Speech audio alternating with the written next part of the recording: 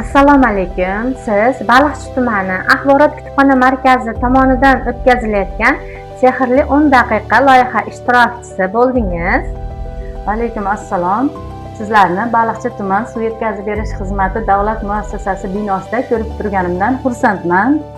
Sizga bir nechta savollar beraman. Siz bu savollarga aniq lo'nda javob berishingiz kerak bo'ladi. Albatta, savollaringizga qo'ldan kelgancha javob berishga harakat qilaman. Siz hozirgi kunda sevib mutolaa qilayotgan adabiyotlaringiz sarasiga qaysilar kiradi? Meni hozirgi kundagi sevib mutolaa qilgan asarlarim sarasiga Otabek Hasanovning Nigirlar kitobi asari kiradi. Undan tashqari shu kunda o'qib tugallatgan kitoblarimdan yana Shohrumirzo Rahmonovning Mukammal xotira asari shu kitoblar qatoridan o'rin oldi.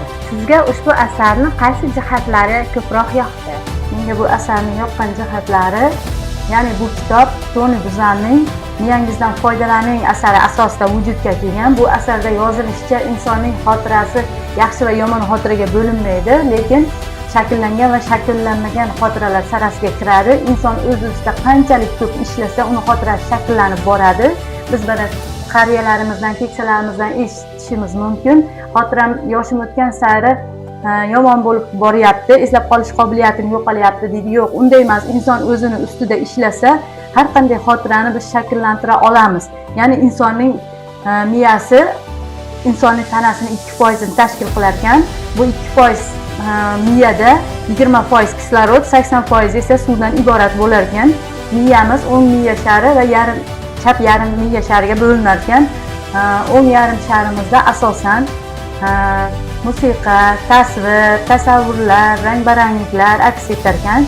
Chap miya sharimizda esa aniq raqamlar, analizlar, ritmlar, raqamlarning ketma-ketliklari hosil bo'lar ekan. Biz ushbu asarda oilamizda turmush o'rtog'im, farzandlarim bilan birgalikda mutolaa qildik. Bu asarda bizga foydasi tekkan tomoni, farzandlarim mana to'garaklarga boryapti. Bu asarda qanday qilib bu yangi tushunchalarni, so'zlarni eslab qolishga yordam berdi. Bu asarda shunday asarki, mnemonika degan tushuncha bo'lib, miyamizda shu o'qigan narsalarimizni eslab qolish uchun qanday texnikalardan foydalanishi yoritib berilgan. Bu asar bizni miyamizni mukammallashtirishga o'zini hissasini qo'shdi.